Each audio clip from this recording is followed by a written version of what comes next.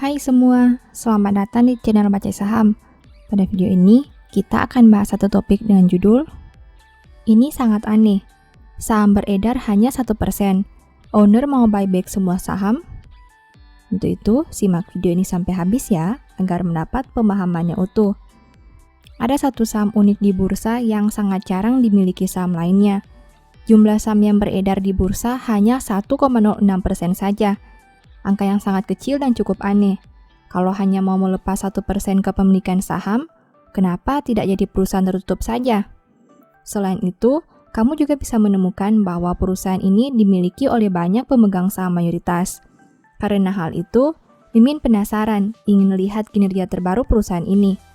Yuk nonton video ini hingga selesai ya. Sekarang saya mau bahas laporan keuangan triwulan 2 2021 saham ini. Berhubung laporan keuangan terbarunya sudah terbit, mari kita lihat perkembangan kinerjanya. Oh ya, di akhir video, saya akan memberikan kesimpulan dari analisa yang dilakukan. Untuk itu, nonton sampai selesai ya. Seperti biasa, pembahasan ini bersifat edukasi dan bukan rekomendasi. Kamu bisa saja rugi jika beli saham ini. Untuk itu, selalu berhati-hati sebelum membeli saham. Disclaimer on ya. PT Diamond Food Indonesia berdiri tahun 1995. Artinya, saat video ini dibuat, DMND berusia sekitar 26 tahun. Usia 26 tahun menjadi bukti bahwa perusahaan masih bisa bertahan hingga sekarang. Sudah melewati krisis tahun 1998, 2008, dan 2020. Tapi pertanyaannya, apakah dengan produk utama yang dimiliki, perusahaan masih terus bertumpulhan tahun ke depan?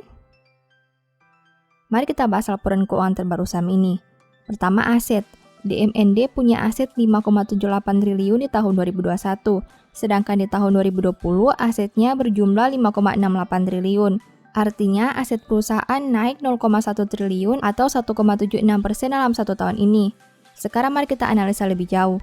Dari total aset 5,78 triliun, perusahaan punya aset tetap sebanyak 1,95 triliun.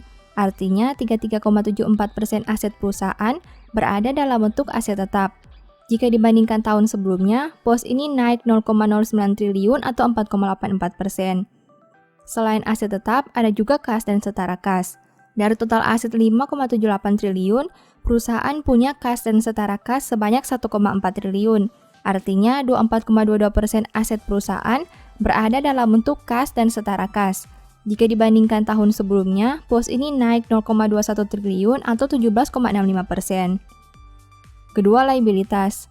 DMND punya liabilitas 1 triliun sampai triwulan 2 2021. Sedangkan di tahun 2020, liabilitasnya berjumlah 1,02 triliun. Artinya, hutang perusahaan turun 0,02 triliun atau 1,96% dalam satu tahun ini. Nah, dari total liabilitas 1 triliun, perusahaan punya utang pihak ketiga sebanyak 0,67 triliun. Artinya, 67% hutang perusahaan berada dalam bentuk utang pihak ketiga. Jika dibandingkan tahun sebelumnya, pos ini naik 0,01 triliun atau 1,52%. Selain utang pihak ketiga, ada juga liabilitas imbalan kerja. Dari total liabilitas 1 triliun, perusahaan punya liabilitas imbalan kerja sebanyak 0,18 triliun. Artinya, 18% total hutang perusahaan berada dalam bentuk liabilitas imbalan kerja. Jika dibandingkan tahun sebelumnya, pos ini naik 0,01 triliun atau 5,88%. Ketiga, ekuitas. DMND punya ekuitas 4,76 triliun sampai triwulan 2 2021.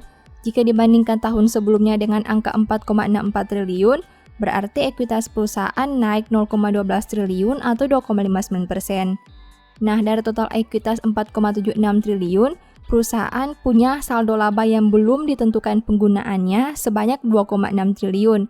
Artinya 54,62% ekuitas perusahaan berada dalam bentuk saldo laba yang belum ditentukan penggunaannya.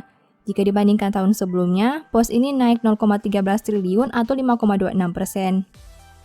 Keempat, pendapatan. DMND punya pendapatan 3,35 triliun sampai triwulan 2 2021. Sedangkan di tahun 2020, pendapatannya berjumlah 2,96 triliun. Berarti pendapatan perusahaan naik 0,39 triliun atau 13,18% dalam satu tahun terakhir. Kelima, biaya pokok pendapatan. DMND punya biaya pokok penjualan sebanyak 2,6 triliun, sedangkan di tahun 2020 biayanya berjumlah 2,36 triliun. Berarti biaya pokok pendapatan naik 0,24 triliun atau 10,17% dalam 1 tahun terakhir. Keenam, laba. DMND mampu menghasilkan laba sebanyak 0,12 triliun. Jika dibandingkan tahun sebelumnya di angka 0,08 triliun, berarti laba perusahaan naik 0,04 triliun atau 50% dalam 1 tahun terakhir. Ketujuh, rasio keuangan. DMND punya ROE 5,28% dengan NPM 3,76%. Sedangkan untuk sisi resiko, saham ini punya DER 21%. Rasio profitabilitas perusahaan terlihat biasa saja, bahkan cukup rendah. Tapi dari sisi DER, DMND punya DER yang sangat menarik karena hanya di angka 20% saja. Kedelapan, valuasi. Saham ini punya PER 35,66 kali dan PBV 1,89 kali. DMND punya valuasi yang cukup tinggi dengan PER yang mencapai 35 kali dan PBV 1,8 kali. Menurut Mimin, valuasi ini sudah tidak sebanding dengan kinerja yang mampu dihasilkan. Bagaimana pendapatmu? Setelah melihat pembahasan tadi, ini beberapa kesimpulannya. Pertama, total aset naik karena saldo kas yang bertambah. Kedua, meski bukan komponen utama, total liabilitas berkurang karena adanya pelunasan utang bank. Ketiga, ekuitas naik karena saldo laba mengalami peningkatan.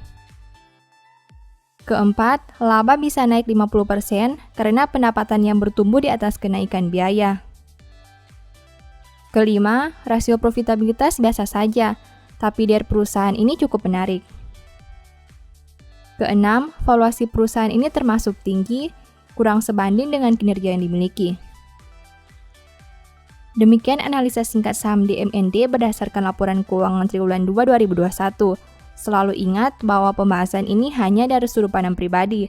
Tidak ada jaminan pasti profit dan mungkin saja kamu bisa rugi jika beli saham ini. Demikian informasi pada video ini, semoga bisa memberi manfaat kepada kamu semua ya. Oh iya, saya mau menyampaikan bahwa sekarang Baca Saham punya 3 e-book tentang saham yang mungkin saja bisa berguna bagi kamu, yaitu Strategi Nabung Saham, Analysis Report, dan The Stock Market. Berikut perbedaan antara 3 e-book tersebut. E-book Strategi Nabung Saham berfokus pada pembahasan teknik, money management, dan semua hal yang berhubungan dengan nabung saham. Poin intinya bisa dilihat pada tampilan berikut ini. E-book Analysis Report berfokus pada hasil analisa fundamental 12 saham pilihan berdasarkan laporan keuangan terbaru. Poin intinya bisa dilihat pada tampilan berikut ini. E-book The Stock Market berfokus pada panduan bagaimana menganalisa fundamental suatu perusahaan dan money management yang baik. Poin intinya bisa dilihat pada tampilan berikut ini. Apabila kamu tertarik membeli salah satu dari 3 e-book tadi, silakan chat WA ke nomor yang tertera di layar ya. Ingat, hati-hati terhadap semua jenis penipuan yang mengatasnamakan Baca Saham. Baca Saham tidak pernah mengelola dana ataupun melakukan penjualan produk di luar Instagram, YouTube, dan Telegram resmi Baca Saham. Sebagai penutup, saya mau mengutip satu statement yang semoga bisa menjadi semangat bagi teman-teman. Lakukanlah segala sesuatu dengan tidak bersungut-sungut dan berbantah-bantahan. Thank you.